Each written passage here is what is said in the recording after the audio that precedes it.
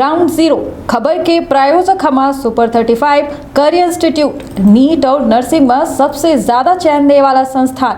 पता 3rd floor Rama Govind palace, Sirmaur Chowk, Rewa 2451 पर। Doctor बीना मिश्रा, स्त्री रोग एवं बांझपन विशेषज्ञ से प्रथम IVF क्लिनिक, IVF में उच्च तकनीकी लेजर हैचिंग के उपयोग। मध्य प्रदेश में चुनावी विषाद बीत चुकी है। मध्य प्रदेश सहित देश में 5 राज्यों में विधानसभा चुनाव है। ओके खातिर जो कहा जाए कि प्रमुख अहम पार्टी यदि देश में देखी जाए जेके बीच अब 2023 के चुनावी महादंगल हो के 5 राज्यों में वह भाजपा और कांग्रेस है। भाजपा और कांग्रेस के बीच में यह सीधा मल्लयुद्ध है और यह मल्लयुद्ध में के जीती के का जनादेश मिली वह देखा बेहद दिलचस्प हुई। आज हमारे साथ एक बेहद खास शख्सियत ये छत्तीसगढ़ सरकार का सुप्रीम कोर्ट में जो है एडिशनल एडवोकेट जनरल है, वो के साथ साथ AICC के मध्य प्रदेश से जो है मेंबर है मनोज सिंह चौहान जी, जिनसे आज हम खास बातचीत करब और उनसे जाने के प्रयास करब कि आखिर देश प्रदेश में कांग्रेस के का स्थिति है। वर्तमान में यदि देखे जाए तो मध्य प्रदेश में सरकार बनावे के स्थिति में कहो न कहो सर्वे में कांग्रेस दिखाई रही है, लेकिन लाडली बहना योजना आए के बाद कहो न कहो आत्मविश्वास में कांग्रेस की कमी आ रही है। छत्तीसगढ़ की का स्थिति है कहे कि 3 अहम राज्य हैं पूरे देश में, जौने में 5 राज्यों में चुनाव हैं, जौने में राजस्थान, छत्तीसगढ़ और मध्य प्रदेश सबके निगाह टिकी है। कहे कि यह तय करत है कि आखिर देश में 2024 में सरकार के कर बनी। पहले तो अपना के बहुत बहुत स्वागत करी थे। थैंक यू तब विंध्य क्षेत्र के ये पहल बघेली न्यूज चैनल पर हम करीश तिवारी अपना पंचर का सभी जन का प्रणाम करी थे और शुरुआत करी थी खास बातचीत के। भैया 2023 कितना अहम कांग्रेस खातिर ऐसे बहुत अहम है कि 2023 के विधानसभा चुनाव, हाँ 5 राज्यों में एक के चुनाव संपन्न हो के 4 महीने बाद लोकसभा के चुनाव है 24 के। तो ये जो 5 विधानसभा के चुनाव के नतीजा हुई एक तरह से सेमीफाइनल के रूप में देखा जा चाहिए। ऐसे ये जो 5 राज्यों के विधानसभा चुनाव की नतीजा वो बड़ा अहम रोल अदा कर रही है। चलिए तो का कुछ तैयारी लागत थी कि 3 जून 2023 के ये चुनाव है जेका सेमीफाइनल के रूप में, सत्ता के सेमीफाइनल के रूप में अपना बच्चे देखी लागे। का कुछ तैयारी कर रही है कांग्रेस, का कुछ तैयारी हम राजस्थान की बात करी थे, मध्य प्रदेश की बात करी थे और छत्तीसगढ़ की बात करी थे जी। हम तो अपना से कही ला कि 3 का कहे बात करी, अपना तेलंगाना और मिजोरम की बात करी जी। कांग्रेस पार्टी 5 राज्य में सरकार बना रही है। ये कॉन्फिडेंस है, ओवर कॉन्फिडेंस? नहीं, कॉन्फिडेंस है, ओवर कॉन्फिडेंस नहीं है। अभी आपने अब आप बघेली में हाँ चाहे कौनो अपना अभी आप देखे होंगे हिमाचल के नतीजे और उसके बाद कर्नाटक का नतीजा। तो ये कॉन्फिडेंस है ना, और ऐसा नतीजा नहीं था कि बस हम किसी मार्जिनल विक्ट्री हमारी रही हो। हमारी विक्ट्री बहुत बड़ी थी हिमाचल में भी और कर्नाटक में भी। तो जनता ने एक मन बना लिया है। जो मुद्दे हैं अब इधर उधर जो भटकाने वाले मुद्दे वो ख़त्म हो गए, जनता समझदार हो गई। अब जनता कोर मुद्दों को देख रही है, चाहे वो बेरोजगारी का हो, चाहे वो महंगाई का हो, चाहे चौपट होती अर्थव्यवस्था का हो, और चाहे देश में जो एक सांप्रदायिक सद्भाव जो बिगड़ा है पिछले 9 सालों में उसकी बात हो।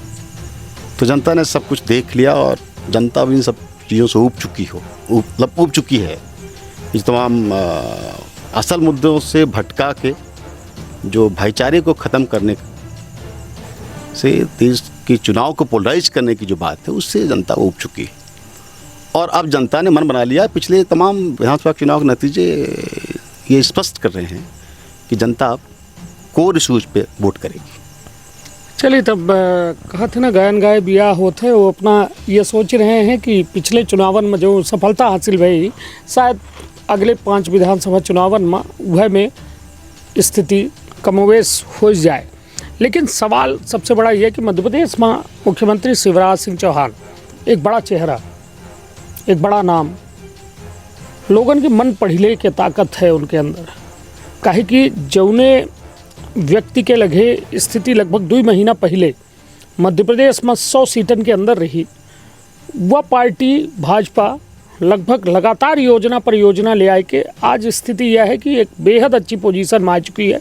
कहे कि मीडिया में जो सर्वे रिपोर्ट आए, चाहे लाडली बहना का लेके हो, चाहे अन्य जो स्किल इंडिया का लेके हो, तो मतलब कई एक योजना जो तुरंत भले चाहे चुनावी योजना हो, लेकिन बड़ी अच्छी स्थिति में जो कांग्रेस पहले लगभग 150-160 के आंकड़ा छुआ रही, हुआ आज लगभग 120-130 में आ चुकी है। तो क्या कहा अपना कि मुख्यमंत्री शिवराज सिंह चौहान का अपना प्रोजेक्ट जो है कमज़ोर करे का तैयारी करे? नहीं, ये जो लाडली बहना है या अभी इन्होंने गैस सिलेंडर का जो दाम कम किया है, ये दिखती हार है। और चुनाव से 2-3 महीने पहले आप हमने 18 साल क्या किया तो जनता भूल जाएगी, और चुनाव से 2 महीने पहले आप लाडली बहन ला रहे हो, सिलेंडर का दाम कम कर रहे हो, उससे क्या फ़र्क पड़ता है? जनता से आपने 1100 1200 रुपये में आपने पिछले कई सालों से वसूला, जबकि आपको पता है कि क्रूड ऑयल का जो इसका जो रेट था वो उस टाइम में जब हमारी सरकार थी UPA 2 तक तो 100 के ऊपर था, और सिलेंडर 100 के ऊपर क्रूड ऑयल था इंटरनेशनल मार्केट में, $100 प्रति बैरल के ऊपर था, और हम सिलेंडर देते थे 450 पे। गैस सिलेंडर 450 मिलता था, जबकि $100 प्रति बैरल से ऊपर था क्रूड ऑयल, और अब $100 प्रति बैरल से नीचे है क्रूड ऑयल, और हमसे 1100 जनता से, देश की तमाम, मतलब आप कहीं भी बात कर लो, किसी भी हाउस होल्ड से, तमाम महिलाओं से बात कर लो, वो 1100 के ऊपर है, जबकि क्रूड ऑयल का रेट $100 प्रति बैरल से कम है। तो हम देते थे 450 में, ये दे रहे हैं 1150 में। अब ये 2 महीने पहले, 1 महीने पहले चुनाव के ये 600 कर दे, 200 कम कर दे, उससे कोई फ़र्क नहीं पड़ता। जनता समझदार हो चुकी है, अब बदलाव की बयार है।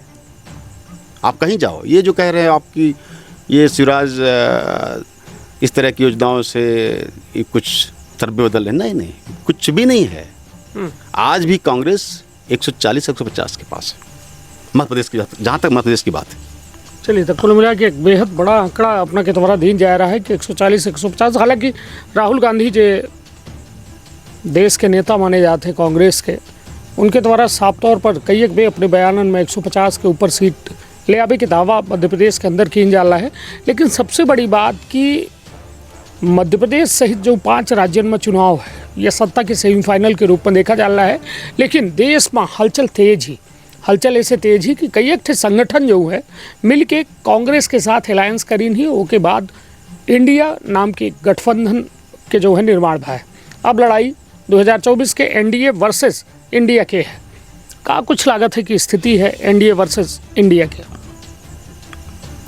इंडिया सरकार बनाएगी 2024 में, इतना है। नहीं, तो 2024 में सरकार बनाई, सेंटर की बात नहीं, सेंट्रल के बात कह रहे हैं, तो कौने दम पर, कौने मुद्दन पर का दावा का है? ये दावा अपना के जो है बिल्कुल बजनी है या फिर खोखला है? आप याद करो 2004 में जब इंडिया साइनिंग हो रहा था, अटल जी प्राइम मिनिस्टर थे, तो कोई सोचा था कि UPA की सरकार बनेगी? कोई नहीं सोचा था ना। तो अभी तक चूँकि लग रहा है कि सब फिर से ये मोदी जी का दौर आएगा और ऐसा पॉसिबल नहीं है। आप तमाम लोग क्या सोचे कैसे बना पाएंगे, कौन चेहरा होगा, है ना। लेकिन उस टाइम भी यही बात थी, उस टाइम भी कोई चेहरा नहीं था, कोई चेहरा नहीं था। UPA 1 जब बनी है 2004 में, और NDA तरफ से अटल जी प्राइम मिनिस्टर थे, तो 2004 में भी कोई चेहरा नहीं था, कोई सोचा भी नहीं था। लेकिन बाद मनमोहन सिंह जी प्राइम मिनिस्टर बने, 10 साल रहे। तो वही है, इंडिया 2024 में पूर्ण बहुमत से सरकार बनाएगी। नेता के हुई कहे कि बारात तो सज गए, इंडिया के दुल्हा बहुत एक है, नहीं, एक मायावती दावेदार हैं, एक अपना के अन्य केजरीवाल जी अपना के इंडिया गठबंधन में हैं, राहुल गांधी जी हैं, अन्य बहुत सारे नेता हैं जो दलन का अपना बच्चे शामिल करे हैं। तो सब तो अपन दावेदारी करी, नेता को हुई। 2004 में भी कोई नेता नहीं था। क्या UPA कोई नेता था? क्या हमारा प्राइम मिनिस्टर कैंडिडेट डिक्लेयर था? नहीं था। तो अभी भी नहीं है। लेकिन हमारे पास बहुत सारे लीडर्स हैं जो प्राइम मिनिस्टर बनने की, जिनमें काबिलियत है। जहाँ तक आप मेरी व्यक्तिगत राय यदि पूछेगी, मेरी राय क्या है, तो मैं ऐसा मानता हूँ कि राहुल गांधी में वो सारी काबिलियत है। राहुल गांधी जी ही, उनको ही प्राइम मिनिस्टर बनना चाहिए। परिवारवाद के आरोप लागत है राहुल गांधी जी पर, कैसा हो? किस बात परिवारवाद? परिवारवाद ये लागत है कि एक ही परिवार के लगातार सत्ता जो है चल रही है, चाहे नेहरू जी हों, चाहे इंदिरा गांधी हों, फिर उनकर वारिस राजीव गांधी जी हों, फिर उसके बाद मनमोहन सिंह जी का लेके जरूर ठोका, कहे कि गठबंधन उस समय यूपी के रहा। जब जब कांग्रेस के क्लियर मैंडेट आई है उस समय गांधी परिवार जो है एक आपको मैं कनिष्ठ जी, आप बहुत वरिष्ठ पत्रकार हो, मैं बड़े आपकी बहुत इज्जत करता हूँ। ऐसा नहीं है। 1989 के बाद जी आज तक गांधी परिवार का कोई व्यक्ति प्रधानमंत्री नहीं बना है। राजीव जी अंतिम प्रधानमंत्री थे। सरकारें बनी, उसके बाद हमारी नरसिंह राव जी प्राइम मिनिस्टर रहे 5 साल, मनमोहन सिंह जी 10 साल प्राइम मिनिस्टर रहे। तो 1989 आप सोच लिए, मतलब 23 और 11 34 साल हो गए, गांधी परिवार का कोई भी प्रधानमंत्री नहीं बना है। तो आप परिवार बात कैसे कह रहे हैं? रबर स्टाम्प के आरोप लागत है कि सोनिया गांधी जी रबर स्टाम्प के रूप में जो है मनमोहन सिंह जी का उपयोग कर रहे हैं। नरसिंह राव जी रबर स्टाम्प थे। मनमोहन सिंह जी इतना बड़ा अर्थशास्त्री, इतना विद्वान व्यक्ति, जिसके बारे में बराक ओबामा जी जैसे लोग बोलते थे कि इस दुनिया में यदि 5 मनमोहन सिंह हों तो दुनिया की शक्ल अलग हो जाएगी। इतने विद्वान लोगों के बारे में ये कहना कि रबर स्टाम्प और ये सब नहीं, आरोप भाजपा लगा थी। तो आरोप हम क्या कर सकते हैं? आरोप तो कोई किसी पर कुछ लगा सकता है, लेकिन मनमोहन सिंह जी की जैसे व्यक्तित्व के बारे में कोई ये कहे कि मनमोहन सिंह जी रबर स्टाम्प थे, तो बहुत ही, मतलब मैं समझता हूँ जो बोलता है उसके लिए गलत बात है सर। अब इतने बड़े व्यक्तित्व, इतनी बड़ी पर्सनालिटी, इतना विद्वान व्यक्तित्व, जिसका लोहा दुनिया मान रही है, अमेरिका राष्ट्रपति मान रहा है, आप उसको रबर स्टाम्प कह रहे हो, तो गलत बात है, ये आरोप गलत है। चलिए तो ठीक है, जो बात है 2024 के, अब बात आ जाए मनी के 2023 के, जो मूडे में है, कहा थे नाक दूर के हंसिया, कहे कि बहुत जल्दी अब लगभग 2 महीना के आसपास ये चुनाव संपन्न हुई और जनता अपन भाग्य विधाता चुन ली। नेता तय हैं अपना के लगभग छत्तीसगढ़, मध्य प्रदेश और राजस्थान। मध्य प्रदेश में कमलनाथ जी सीएम बन रहे हैं जी। तय क्या बन रहे हैं, मतलब ये समझिए कि शपथ है जी। 140-150 सीट के साथ कमलनाथ जी चीफ मिनिस्टर बन रहे हैं। छत्तीसगढ़ में हमारा अभी 71, हमारे 90 की विधानसभा की संख्या वहाँ है, और वहाँ हमारे 71 विलेज है अभी भूपेश बघेल जी की सरकार में जी। और चूँकि मैं वहाँ से मतलब उस सरकार का मैं रिप्रेजेंट करता हूँ, उसमें कोर्ट मेडिसिनल एजी भी हूँ, तो बहुत सारे ऐसी हमारे पास, वैसे भी कोई ऐसा नहीं, पॉलिटिकल नॉन पॉलिटिकल से भी अलग अलग ग्रुप से लोगों से मिलता है, आदमी बात करता है। कौन स्थिति वही है जो पिछली बार थी, तो वहाँ भी भूपेश बघेल सीएम बन रहे हैं, वो तो पहले से। टीएस सिंहदेव और भूपेश जी पर काफ़ी विवाद चलता रहता है। नहीं, मीडिया में काफ़ी खबरें आती हैं कि आपसी विवाद है, क्या है? नहीं, कुछ भी नहीं है। अब तो वो डिप्टी सीएम बन भी गए टीएस सिंहदेव साहब, और सब कुछ बहुत अच्छा है, सब बिल्कुल पूरी तरह से यूनाइट होके लड़ रहे हैं, कुछ नहीं। राजस्थान में गहलोत सरकार है, गहलोत जी रिटर्न हो रहे हैं या फिर नया चेहरा कांग्रेस दे रही है, या पायलट जी और गहलोत जी के विवाद में कोई तीसरा व्यक्ति फ़ायदा उठा रहा है? नहीं, कोई वहाँ तीसरे व्यक्ति फ़ायदा उठाने और न उठाने की बात नहीं है। अशोक गहलोत सरकार राजस्थान में रिपीट कर रही है। चेहरा ये हाईकमान तय करेगा कि चेहरा कौन होगा, फिलहाल अभी नहीं है। अभी तो ऐसा कुछ नहीं है, अभी आप कैसे कह देंगे अगला सीएम कौन बनेगा, लेकिन वहाँ रिपीट कर रहे हैं, कांग्रेस सरकार रिपीट कर रही है राजस्थान में। सीएम का चेहरा कौन होगा वो कांग्रेस नेतृत्व तय करेगा। चलिए, तो निश्चित तौर पर एक बड़ी बात है और बड़ी कहा जाए कि मौके की बात ही कहे कि 2023 के या विधानसभा चुनाव इतना आसान चुनाव ना हो कोनो पार्टी का, चाहे कांग्रेस हो चाहे भाजपा हो, दोनों एड़ी चोटी के जोर लगाए रही हैं और दोनों अपने ताकत के अभूतपूर्व प्रदर्शन कर रही हैं कि ज़्यादा से ज़्यादा सीट जो है यदि आई जाती तब जाके काहे की सरकार तक के रास्ता वह सीटें तय करी कि आखिर के जीत के दायरा तय करत है वह सरकार बनावे की स्थिति। ये बताइए, कांग्रेस का लेके मध्य प्रदेश में कई गुट है, अपना का जानकारी है कि हम बताएं? नहीं, मैं तो अब यहाँ से मध्य प्रदेश से ऐसी मेंबर ही हूँ, तो मुझे अपनी पार्टी के बारे में जानकारी तो है। गुट है? नहीं, कोई गुट नहीं। मध्य प्रदेश में नेता तय है कि माननीय कमलनाथ जी के नेतृत्व में सरकार बनेगी, नेता तय है, तो गुट कहाँ से हो गया? नहीं, अंदर खाने कुछ बेहतर नहीं चल रहा है। कमलनाथ जी सबसे वरिष्ठ हैं और उनका 50 साल का विशाल अनुभव है राजनीतिक जीवन का, और उनके नेतृत्व में सब लोग काम कर रहे हैं। नेता हमारे पास निश्चित तो बहुत हैं, हर सूबे में बड़े नेता हैं जिनका उनके अपने इलाके में अच्छा प्रभाव है, लेकिन कमलनाथ जी का ही नेतृत्व है और कमलनाथ जी के नेतृत्व को सब लोग स्वीकार कर रहे हैं और उनको चीफ मिनिस्टर के रूप में पार्टी भी और तमाम हमारे वरिष्ठ नेता भी देख रहे हैं। जबरई तो नहीं थोपी रहे हैं कमलनाथ जी का, काहे कि उनका लेके कई एक पे जो है ट्वीट किए जाते हैं भाजपा की ओर से कि कमज़ोर हो गए हैं, पकड़ के उनका उतारे परत है सीढ़िया उड़िया कमलनाथ जी का। नहीं, कमलनाथ जी एकदम पूरी तरह स्वस्थ हैं और आपने भी कहा कि जबरई तो नहीं थोपा जा लगा। ऐसा होता तो कमलनाथ जी के नेतृत्व सोचिए 15 साल का हमारा कांग्रेस का सत्ता का वनवास था मध्य प्रदेश में। 2003 के बाद 2018 में फिर हम सत्ता में हमारी वापसी हुई थी, और वो वापसी किसी और के नेतृत्व में नहीं हुई थी, कमलनाथ जी के नेतृत्व में हुई थी। कमलनाथ जी को ही सीएम का चेहरा बनाया गया, कमलनाथ जी के नेतृत्व में चुनाव लड़ा गया और हम जीते और हमारी सरकार बनी। तो इतने बड़े नेतृत्व को, इतने बड़ी लीडरशिप को आप कहोगे संभाल तो नहीं पाए अपना के नेतृत्व जो है अपने कुनवा का नहीं संभाल पाए। सिंधिया सीधे नहीं 23 विधायक लेके निकल गया। वो उसकी बात नहीं है। वो कर असफलता मानी थी वो सरकार टूटे में। वो भाजपा का तमाम दुनिया भर का जो पैसे का खेल है ना, वो पैसे अपना पचन के लिए पैसा नहीं है कांग्रेस वाले। नहीं, पैसा होना ना होना वाली बात नहीं है। हम ये खेल नहीं बने पैसा नहीं, खेल खेलना ही नहीं है। कांग्रेस से खेल नहीं खेलती। हमारा जो नेतृत्व है, हमारे लीडर राहुल जी हैं, और राहुल गांधी जी कभी भी, आपने अभी तक उनको मतलब आपने, चूँकि आप एक वरिष्ठ पत्रकार हो, खूब देख रहे हो उनकी बातों को, उनकी सोच को, उनके कामों को, आप कहीं दिखता है कि राहुल जी इस तरह की सोच, इस तरह की कार्यों में अपने आप को संलिप्त करेंगे कि पार्टी को संलिप्त करेंगे?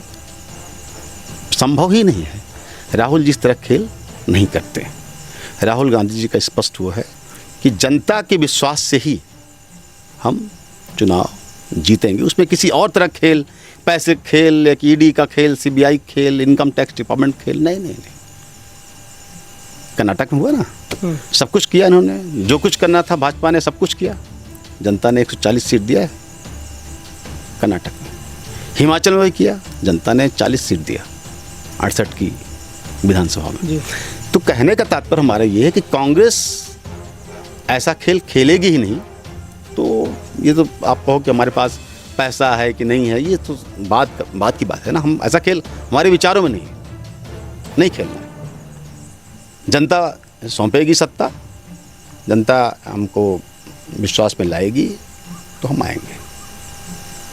चलिए, तब बात 2019 के करीब है। 2018 में विधानसभा चुनाव भी रहे, 19 में लोकसभा चुनाव भी रहे। मध्य प्रदेश से AICC मेंबर हैं अपना, कहाँ गलती भय रही कि 29 सीट में 28 भाजपा ले गए, एक सीट में महज सिमट के रह गया ना, कहाँ गलती हुई? नहीं, वो चुनाव दूसरा था। आपको याद होगा कि जैसे ये चुनाव हुआ, विधानसभा के नतीजे आए इस तरह के 5 राज्यों के, और इसमें राजस्थान, मध्य प्रदेश और छत्तीसगढ़ में वही सरकार बनी और पूरा माहौल देश का अलग था। अचानक पुलवामा घटना घटी,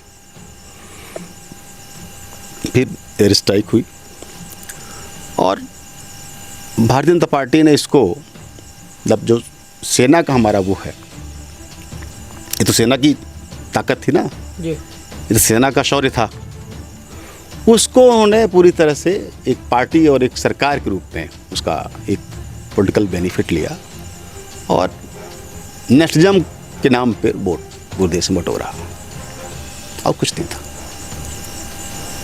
तो मतलब अपना भारत के जनता के इमोशनल बोल रहे हैं? नहीं, भारतीय जनता इमोशनल होना कोई बुरी बात थोड़ी है। नहीं, इतनी इमोशनल ही कि वो अपन हित अनहित नहीं जाने।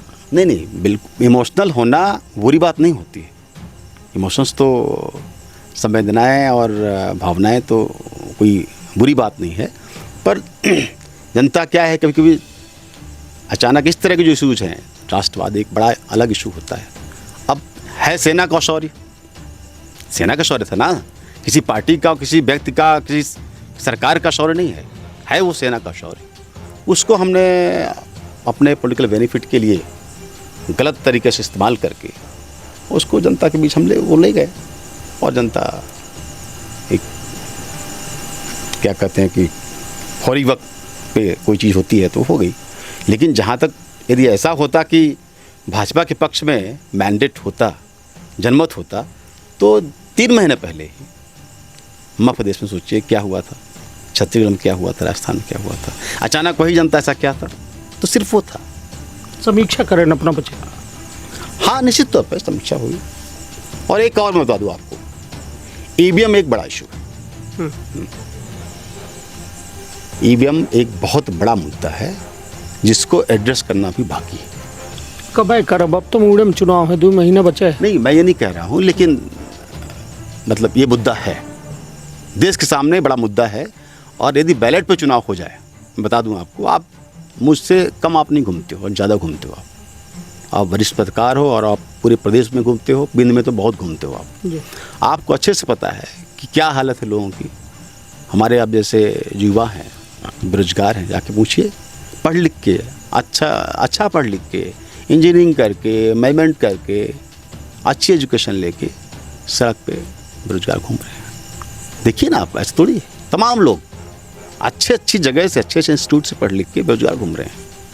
उनसे आप पूछिए, बताएंगे कि सरकार क्या दे रही है, मोदी सरकार उनको क्या प्रोवाइड कर रही है। ईवीएम नहीं, बता रहा हूँ ना कि 1 साल में 2 करोड़ रोजगार की बात हुई थी। 1 साल में 2 करोड़ रोजगार बात हुई थी ना। अब तो 9 साल हो गया, 18 करोड़ रोजगार आना चाहिए। कितना रोजगार आया? महंगाई चरम पर है। आप यदि आप गैस सिलेंडर की बात करें, जो भी इन्होंने चुनावी माहौल को बनाने की कोशिश की है 200 रुपये कम करके, लेकिन जाके आप देखिए बाज़ार में सब्जियों का क्या हाल है। यदि आप सब्जी खरीदने जाएंगे बाज़ार में, तो मैं नहीं समझता कि जिसकी थोड़ा फैमिली बड़ी हो और वो मिडिल क्लास का आदमी हो तो सब्जी खाने की स्थिति में नहीं हो। दाल की कीमत क्या है? तो मेरा कहने का तात्पर्य, महंगाई, ये बेरोजगारी बहुत बड़ा मुद्दा है। और यदि मुद्दा ना होता तो ये काम ना करते। ये कर्नाटक चुनाव के नतीजों के बाद इनके पाँव के नीचे की ज़मीन खिसक गई और हालत ये आ गई कि बड़े जिद में थे, हम करते रहेंगे, कोई फर्क नहीं पड़ता। क्यों 200 कम किए? ये तो इतने दिन से आप लूट रहे हो, आपने 200 कम क्यों किया? अभी आपको पता है कि ये जो 5 राज्यों के चुनाव के नतीजे हैं, ये सेमीफाइनल है। यदि यहाँ बात बिगड़ी तो हर बार पुलवामा नहीं होगा। यदि बात यहाँ बिगड़ गई दिसंबर में तो हर बार पुलवामा नहीं होगा। तो 24 की मई में उड़ जाएंगे। और जनता ने जनता ने तय कर लिया है कि मोदी हटाना है। ईवीएम का लेके अभी अपना टिप्पणी करें। हाँ, ईवीएम बड़ा मुद्दा है, मैं मानता हूँ ईवीएम बड़ा मुद्दा है और इसकी बड़ी चर्चा है। और तमाम एक्सपर्ट्स की राय है कि इस पर फिर से एक विचार होना चाहिए इलेक्शन कमीशन के पास इस बात को लेके। सर्वदलीय और सर्वदलीय ना भी हो तो इंडिया जाएगी। नहीं तो अपना क्या लगा था 24 का चुनाव बैलेट पेपर से मांग करी थी अपना मुझे। हम तो चाहेंगे कि बैलेट पेपर से 24 का चुनाव हो, ट्रांसपेरेंसी की थी। और क्या भाई, बैलेट पेपर में यदि बीजेपी को एनडीए को वोट मिल रहा है तो मिलेगा, यदि इंडिया को मिल रहा है तो उसको मिलेगा। उसमें कोई ऐसा तो है बताइए, चुनाव आयोग कई एक बे दावा कह चुका, कई एक बे चैलेंज कह चुका कि जेके दम होता हमें ईवीएम पर कोनो फॉल्ट नहीं करके दिखा दें, कौनों में क्या ऐसा हैकिंग का। अभी माननीय सर्वोच्च न्यायालय ने एक फैसला किया और कहा कि चुनाव आयोग के चीफ इलेक्शन कमिश्नर और इलेक्शन कमिश्नर्स की जो नियुक्ति होगी उसमें प्राइम मिनिस्टर, लीडर अपोजिशन और सर्वोच्च न्यायालय का मुख्य न्यायाधीश की कमेटी होगी, वो तय करेगी कि ये चीफ इलेक्शन कमिश्नर होंगे और ये कमिश्नर्स होंगे। ऐसी क्या पड़ी थी, ऐसी क्या बात आ गई कि खट से उस पर इन्होंने कानून लाया और इसकी नियुक्ति में उन्होंने बदलाव किया, जबकि इलेक्शन कमीशन ने कहा, सर्वोच्च न्यायालय की का ऑर्डर है कि 3 लोगों कमेटी होगी जो तय करेगी कि ये लोग इलेक्शन कमिश्नर बनेंगे, चीफ इलेक्शन कमिश्नर बनेगा। लेकिन उन्होंने अभी चेंज कर दिया ना। उन्होंने क्या किया, प्राइम मिनिस्टर, लीडर पोजीशन और एक कैबिनेट मिनिस्टर। क्यों किया? ऐसा डर क्या है? ऐसा डर क्या है कि न्यूट्रलिटी को ये डिस्टर्ब करना चाहते हैं। यदि सर्वोच्च न्यायालय के चीफ जस्टिस उसके मेंबर होते तो क्या बात बिगड़ जाती? कैबिनेट मिनिस्टर क्यों लाया उनको हटा के? तो कुछ तो है ना। आप बताओ ना, यदि इनको डर नहीं है तो इलेक्शन कमिश्नर्स की नियुक्ति में इलेक्शन कमिश्नर्स अपने चॉइस के बने, ऐसा क्यों? डर किस बात का? क्या सर्वोच्च न्यायालय के मुख्य न्यायाधीश पर इन्हें भरोसा नहीं है? अभी हाल में आपने देखा होगा, 1 महीने पहले की बात है, सुप्रीम कोर्ट का चंचूड़ जी का ऑर्डर है, 4 महीने पहले का ऑर्डर है। इन्होंने उस ऑर्डर को, सुप्रीम कोर्ट के जजमेंट को उन्होंने चेंज किया और उस पर पार्लियामेंट में लॉ बनाया। क्यों बना रहे हैं? वही किस बात का डर है? आपको सर्वोच्च न्यायालय के मुख्य न्यायाधीश भरोसा नहीं है, क्योंकि आपको इलेक्शन कमिश्नर और चीफ इलेक्शन कमिश्नर अपने मन का चाहिए, अपनी चॉइस का चाहिए। इसलिए मुझे शक है, आशंका है कि आप बैलेट पेपर पर करा दो। चलिए, तो मतलब ये माना जाए कि कांग्रेस 2024 के चुनाव बैलेट पेपर से करे की मांग करी। कांग्रेस बिल्कुल, कांग्रेस 24 के चुनाव के, कांग्रेस तो बहुत दिन से करी बैलेट पेपर का चुनाव करो। कांग्रेस मांग क्या? कांग्रेस बहुत एक का दल है ना अपने के साथ, 26-27 दल है। हाँ, हमारे पास 27 दल है, इंडिया में 27 दल है। सबकी मांग है, सबकी मांग है। काहे नहीं सुनवाई काहे नहीं हो रही है? सुनवाई देखिए, ऐसा है कि जबरा मारे और रोबे न दे। नहीं, मैंने कहा ना, भी आपसे मैंने क्या कहा कि सर्वोच्च न्यायालय का फैसला, उस फैसले को उलट दिया गया। पार्लियामेंट में लॉ बना के, लोकसभा में इनका बहुमत है, राज्यसभा में पूर्ण बहुमत नहीं भी है, तो कुछ लोग जैसे अभी आपने देखा होगा दिल्ली के ट्रांसफ़र पोस्टिंग वाले, उस पर इन्होंने राज्यसभा में नवीन पटनायक जी और जगन रेड्डी जी की पार्टी ने सपोर्ट कर दिया। तो जब दोनों हाउस बहुमत है तो अपने मन का जो इनके हिसाब से इनको जो लॉ सूट नहीं करता तो चेंज कर देते हैं। चेंज किया ना, 2 में अभी चेंज किया है, इलेक्शन कमिश्नर्स की नियुक्ति में और दिल्ली वाले ऑर्डिनेंस पे अभी चेंज किया है ना। तो बहुमत इनका है, कर रहे हैं। लेकिन आपको डर यदि सुप्रीम कोर्ट की चीफ जस्टिस से भी है, हमें तो नहीं है, मैं तो भरोसा है ना। अभी इन्होंने माननीय राहुल गांधी जी की मेंबरशिप को भी जिस तरह से इन्होंने पूरा खेल रचा, हमें भरोसा था, माननीय सर्वोच्च न्यायालय पे हमें भरोसा था, और माननीय सर्वोच्च न्यायालय ने ही राहुल जी की मेंबरशिप को रिस्टेट किया ना, क्योंकि हमें भरोसा है सर्वोच्च न्यायालय। तो इनको भरोसा नहीं है, इनको डर है, इसलिए मैं कह रहा हूँ कि सब कुछ अपने हिसाब से चाहते हैं, इलेक्शन कमीशन अपने हिसाब से चाहते हैं। मीडिया का क्या हाल है, मैं उसको अन्यथा मत लीजिएगा, आप देख ही रहे हैं, सारे चैनल ये और इनके 2 जो दोस्त हैं, व्यवसायी दोस्त, अदानी अंबानी, और ये सब इनके पूरे चैनल हो गए। ईडी, सीबीआई और इनकम टैक्स क्या करी पूरे देश में, आप जानते हो। किसी भी भाजपा सरकार के मंत्री, मुख्यमंत्री या कि उनके लोगों पर क्या ईडी, सीबीआई और इनकम टैक्स डिपार्टमेंट की इंक्वायरी नहीं होनी चाहिए? वो सब बहुत हरिश्चंद हो गए, कहीं कोई गलती नहीं हो रही है। अपोजिशंस के लीडर्स को, चीफ मिनिस्टर्स को, एमएलएस को टारगेट करके, चाहे कुछ हो या ना हो, उनको बदनाम करना है। अभी हमारे छत्तीसगढ़ में दुनिया भर के छापे पड़ रहे हैं। हर मतलब कि कोई ऐसा आदमी नहीं है, चाहे वो ब्यूरोक्रेट्स हों, चाहे वो एमएलएस हों, मिनिस्टर्स हों, चाहे हमारे सीएम साहब के फैमिली फ्रेंड्स हों, सबको टारगेट करना है, सिर्फ हैरेस कर रहे हैं। मिसयूज ऑफ मतलब पावर, ईडी, सीबीआई और इनकम टैक्स डिपार्टमेंट का उन लोगों पर इस्तेमाल हो रहा है जो लोग इनके विरोधी हैं, मतलब राजनीतिक विरोधी जो है। क्या इनकी इतनी सरकारें, इतने राज्यों में सरकारें हैं, इनके तमाम सेंटर में कितने भ्रष्ट लोग हैं।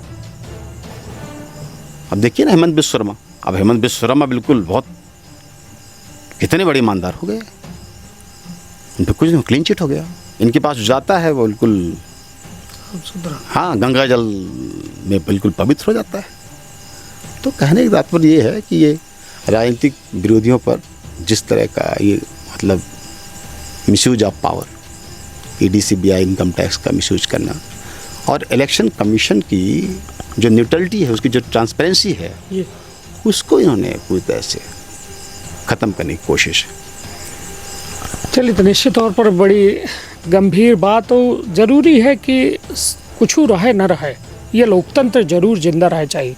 एक एक हितिर हर दल का, चाहे भाजपा हो, चाहे कांग्रेस हो या अन्य राष्ट्रीय दल, सबका प्रयास करे चाहिए, काहे कि विश्व के सबसे बड़ा लोकतंत्र है। और ये लोकतंत्र यदि जिंदा है तो यह छतरी के नीचे हर कोई जिंदा है, आम आदमी जिंदा है, पत्रकारों जिंदा है, व्यवसायी जिंदा है, ये व्यवस्था जिंदा है। तो मतलब कुल मिला के तरह तरह के सवाल उठत है व्यवस्था में, लेकिन जब व्यवस्था के सवालन के जवाब लीन जाए तो निश्चित तौर पर कहो न कहो, जैसा कि अपना चिंता जाहिर कर रहे हैं, निश्चित तौर पर यह दुखद है, काहे कि लोकतंत्र पर दाग लग रहा है, लोकतंत्र से सवाल उठ रहा है। कहा थे ना, एक थे बघेली में बड़ी अच्छी कहावत थी कि घरे के महुआ बिना न जाए और महुआ बिना बगारे जाए। तो अब देश के बात हो गया, प्रदेश के बात हो गया, सप्तर के बात हो गया, अब थोड़ा मने नियरे आ जाए, विंध्य के बात हो जाए। विंध्य बड़ा खूबसूरत प्रदेश रहा, लेकिन ओकर राजनीतिक हत्या कर दी गई। विंध्य चाहे तो राजस्व की बात की जाए तो लगभग 32% राजस्व मध्य प्रदेश के विंध्य अकेले देत। और यह विंध्य प्रदेश का लेके लगातार संघर्ष है, काहे कि परंपरा, संस्कृति, संस्कार सबके यदि संरक्षण करे है तो एक ऐसा कुनबा हो चाहिए जो वास्तव में एक समझत। तो ये बताइए, विंध्य प्रदेश जैसा एक अहम मुद्दा पर अपना के कार आया है, काहे कि यह विंध्य के माटी में अपनों के पैदाइश पे ही सीधी जैसा जगह में, यहीं के माटी में अपनों खेले हैं, यहीं के पानी अपना सोनद के पिए हैं, और यह के प्रकृति में अपनों पले बढ़े हैं। का कही थे, विंध्य प्रदेश जो वास्तव में बड़ा गौरवान्वित हो रहा, अपने में फलत फूलत रहा, अपने में गौरवान्वित हो रहा, आज वह कहो न कहो घुटन महसूस कर रहा है। घुटन तो हम नहीं कहेंगे, लेकिन एक बात मैं ज़रूर कहूँगा गणेश जी, कि जब से शिवराज सिंह जी चीफ मिनिस्टर बने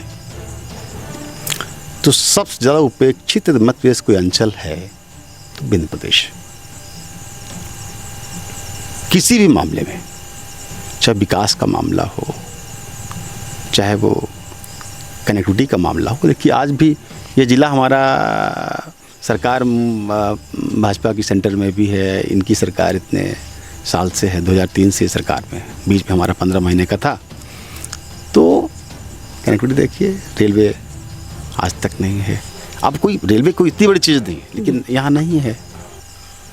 और विकास की गाड़ी में ये बड़ा रोल प्ले करते हैं, रेलवे तो बहुत अहम रोल प्ले करता है, चाहे बिजनेस हो, चाहे एजुकेशन के लिए हो, चाहे हेल्थ का मतलब इशू हो, तो है ही नहीं।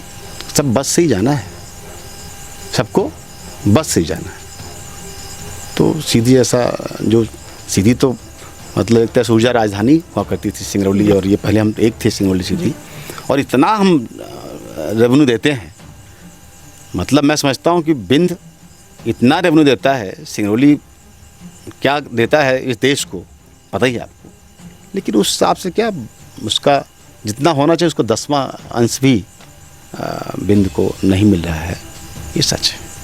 और ख़ास तौर पर जब से शिवराज सिंह जी बने, पहले ऐसा नहीं था, चाहे भाजपा की सरकार हो चाहे कांग्रेस की हो, नहीं कुछ मिलता था तो एक प्यार मिलता है ना, प्यार छिन गया, प्यार भी छिन गया, वो उपेक्षित है।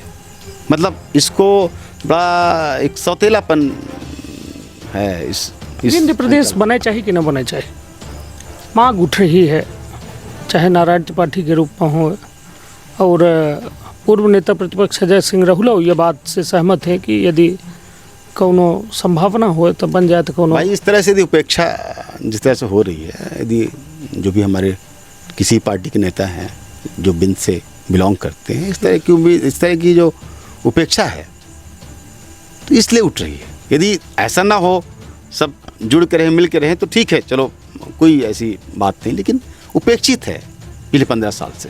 तो लगता है जब उपेक्षा ही हो रही तो हमें एक अलग राज्य दे दो, हम अपना विकास कर लेंगे, अपना नया एक स्टेट और नई उसकी व्यवस्था, नया पूरा प्रशासन। तो ये है, इसका कारण यही रहा है कि जो पिछले 15 साल से उपेक्षा हुई है शिवराज सिंह द्वारा। ये चलिए तब बात बस अब आखिरी अब चलावे के बेरा है। तो वो में एक सवाल यह है कि अभी हाल में मध्य प्रदेश में विंध्य का बड़ी तहरीर दिन गए, तहरीर ऐसा दिन गए कि CWC में सीधी के कमलेश्वर पटेल का मेंबर बना बगा। पूर्व मंत्री रहे, सिहावल से विधायक हैं, और ऐसे कहो न कहो यह माना जाता है कि OBC वर्ग का साधे खातिर यह एक बड़ा कदम जो है कांग्रेस के द्वारा उठा बगा। लेकिन वहीं के दूसरे ओर एक बड़े नेता, पूर्व नेता प्रतिपक्ष अजय सिंह राहुल, उनके कदम कौनों में के बढ़ोतरी नहीं भय। उनका समर्थक ये मानत है कि हमरे नेता का ना अध्यक्ष बना बगा। हालांकि पिछला चुनाव हार गए तो ओके चलते उनका लूप लाइन में डाला जाता। ये बताइए, दो बड़े नेता हैं, एक युवा और एक वरिष्ठ के लगे अनुभव और युवा के लगे जोश। दोनों में कहो न कहो जो या कदम उठावेगा, CWC मेंबर बनाए गए, बहुत बढ़िया रहा। अगर अजय सिंह राहुल का दरकिनार करब का विंध्य में सही है कांग्रेस के द्वारा? नहीं, राहुल भैया को बिल्कुल दरकिनार नहीं किया। किसने कहा आपसे? विंध्य के वो सबसे बड़े नेता हैं।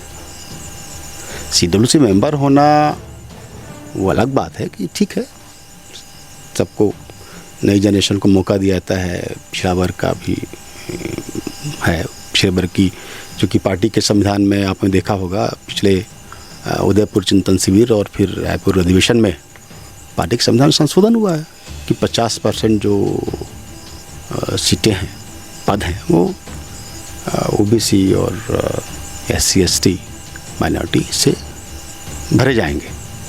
तो उसका पार्टी के में जो संविधान संशोधन है उसका हिस्सा है। तो पिछले वर्ग को ही प्रतिनिधित्व मिलना चाहिए। तो ये संयोग है कि चलो यहाँ से कमलेश्वर पटेल जी को मिला, तो वो अलग बात है। लेकिन कोई कहे कि राहुल भैया का महत्व नहीं है, कैसी बात आप कर रहे हैं?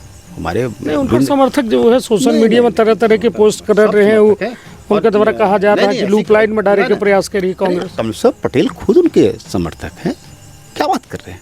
वो कमलेश्वर पटेल के भी नेता हैं, वो वरिष्ठ हैं।